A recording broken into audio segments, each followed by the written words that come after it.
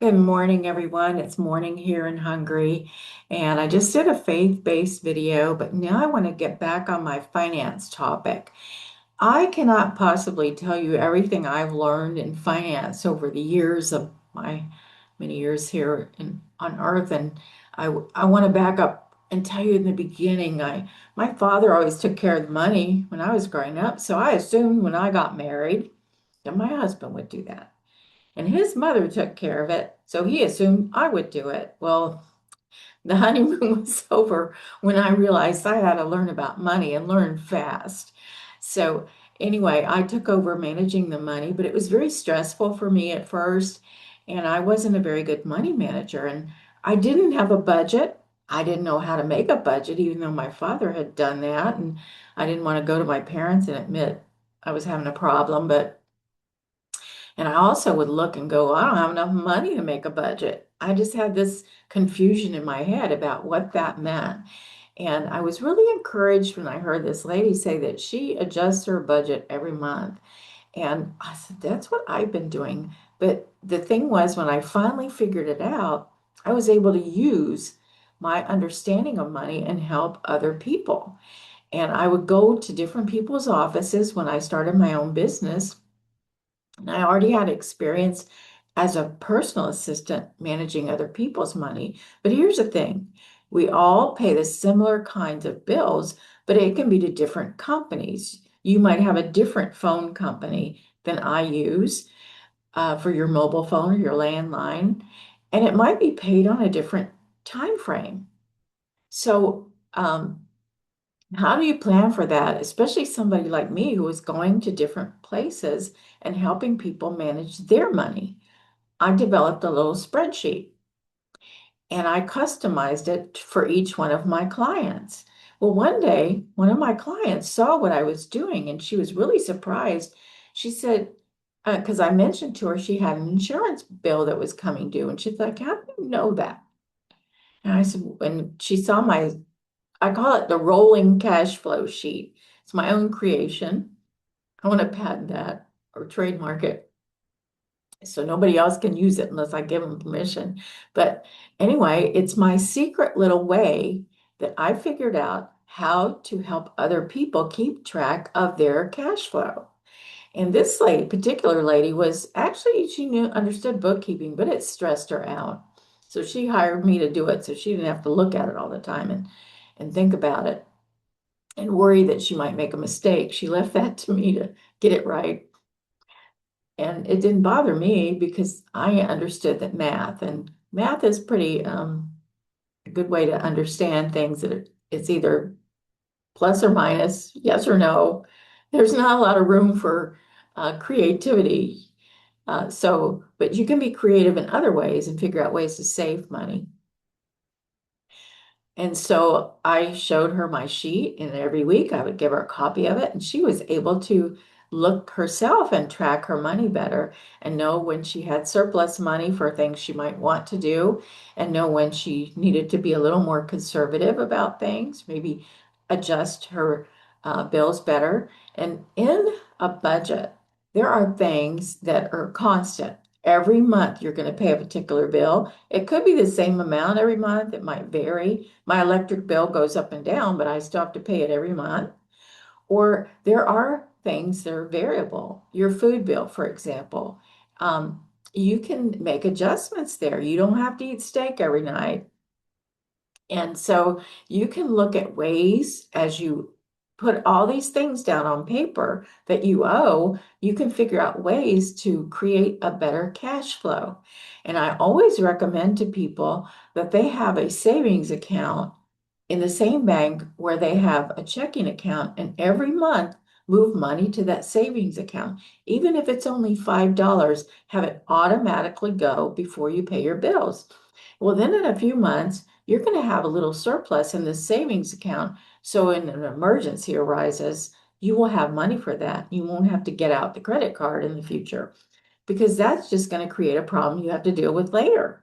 So even if you're strapped for cash, I would say open a little savings account with a minimum amount and start putting money over it every single month. And some places where you work. Your employer can even do that for you. When you have your check direct deposited, they can make an arrangement that part of that money will go to savings and make it where you can take it back out whenever you want. And this is a way that we were able to save money to buy a house. And so I always did that even when I was strapped for cash.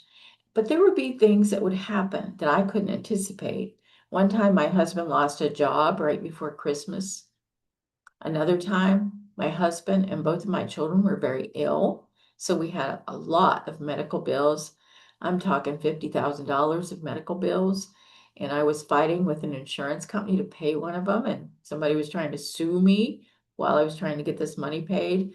And so I had to learn this good faith thing that I explained, I think, in my other video, where you could pay a little bit of money every month to keep the creditors off your back.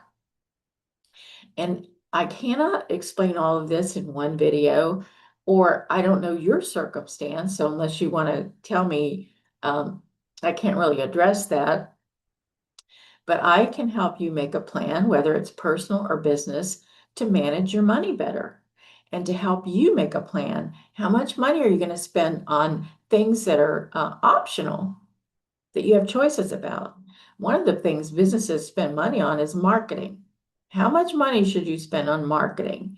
Well, I'm going to say that your business needs to get off the ground. And yes, you need business cards. There's things you need to get your business advertised. But a lot of things that people do are kind of wasteful, and they get in these subscriptions that don't really help their business a lot. You need to know that what you're marketing needs to give you back money. One guy I knew that owned a grocery store, he was giving things away. And someone said to him, don't ever do that. Make it buy one, get one half off. So you get back some money, or at least get back the money you put in for it. So your marketing dollars need to be spent wisely. And someone else can give you a better idea of how to do that, depending on what kind of business you have. And on a personal note, as I mentioned, there are some things that you can control. They're variable. Your food bill is a variable, but there might be some other things too, clothing, um, and some things that you can make choices about. And there are other things that are fixed. Every month, you're going to have to pay a particular bill. And then there are some things that are surprises, like when the gas prices go up. Then you may have to consolidate your trips and figure out a way that you can deal with that. One time, the price of gas in the US suddenly went up. And I looked back at what we had done the prior month or two. And in 1 month, we spent $600 US. That's about 200,000 forints on gasoline. And we had two cars. And I said to my husband, we need to make less trips. If we need to go to the hardware store, we only go once in a while. Or we hit the hardware store, go there on our way to the grocery store. So we're not driving all over the place and running up the gas bill. We need to get this under control because we need that money for other things. And then there are things that are paid annually or quarterly that sometimes we forget about. We get that surprise tax bill or that surprise insurance policy that has to be paid right away. And we don't have a lot of money, so whip out the credit card. And that's not a good way to go because we don't want to get in debt. And also, people are tempted during the holidays to spend a lot of money on Christmas on things that they can't afford and buy presents for everyone. And if you plan ahead, you can deal with that better and say, we have a big family. We're going to get one present for everybody. And so we can be reasonable about that and find that, we don't need to buy the most extravagant things to impress people. So, and also you can we used to make a lot of presents. I crochet. My husband does arts and crafts and he carves things. And so there's ways that you can find to give someone a very personal gift that doesn't cost a lot of money. Well, in a future video, I am going to go into detail on how I make this spreadsheet. But in the meantime, if you are struggling financially, I can help you on a Zoom call and I can put in your budget how to pay for that because I would charge to work one-on-one with someone on managing their money better. But once you're done, then you'll be able to do it yourself, or you'll have the cash to be able to pay me to help you monitor that on a monthly basis. Or bookkeeper, you are better prepared and you're not freaking out about some surprise situation you didn't know about. So I just want you to be better informed and better trained on how to manage money. And in today's world, where a lot of people don't write checks anymore, how to balance a bank account, because you still need to reconcile your bank account, make it right every single month. You need to look at it every week and every month and make adjustments. And the way to do that is to anticipate the things that are going away automatically. You know, you have an electric bill every month. We all do, unless it's included in your monthly mortgage or rent payment. You're going to be paying that separately. So anticipate that money's going away. First of all, put in on paper how much income you have every single month. You can do it by the year and then divide it by 12, however you want to do it. And it's your net income, because if they're taking away money in taxes, just don't count that. You're not getting it. You may get it back later, but for now, you have to use what you actually get. So I say net income, what you get every month, and then do the same thing with your bills. Now, if you have a bill that's only due once a year, divide it by 12, put it in for every month. And when you're not paying it, you can use some of that money to go in this little savings account I mentioned. So this is the way, and you have to write down every single thing. So when you get something in the mail, write it down. And regarding the credit cards, if you have credit card debt, list every single one of them with the total amount due, and put a separate sheet if you're going to have to be paying interest because you can't pay them off every month, to anticipate that interest, because we want to get rid of those. We want to get rid of all that interest you're paying. You're just giving the bank and the credit card companies money that they don't need. So I want to help you get rid of your credit cards. And sometimes it feels like you're just biting off more than you can chew. It's such overwhelming. So we say, eat an elephant one bite at a time. Pick a debt, pick a credit card, pick a car payment, and say, I'm going to get rid of this. It might take me a year, it might take me a few months, but as soon as I get rid of this, I'll have more cash flow. And I want to help you get your cash flow up so you have more money that's discretionary that you can use for fun things. And also, I encourage you to put on your list of things a vacation. Everybody needs to be able to have time off and take a trip without going into debt for it. And that's a time that we can rejuvenate and relax. So when I show you this spreadsheet, I include that in it as well. So I just want to help you feel better about managing money. And if you're a believer, and even if you're not, I would encourage you to pray over it.